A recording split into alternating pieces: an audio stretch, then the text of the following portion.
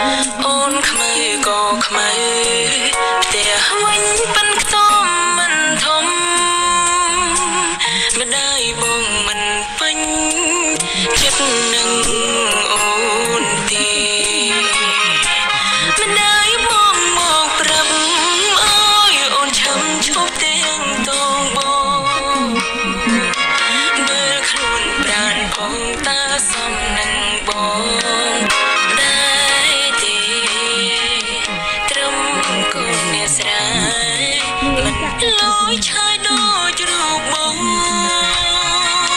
អូនសុំទោសផងបងយើងបែកគ្នាទេឈឺខ្លាំងណាស់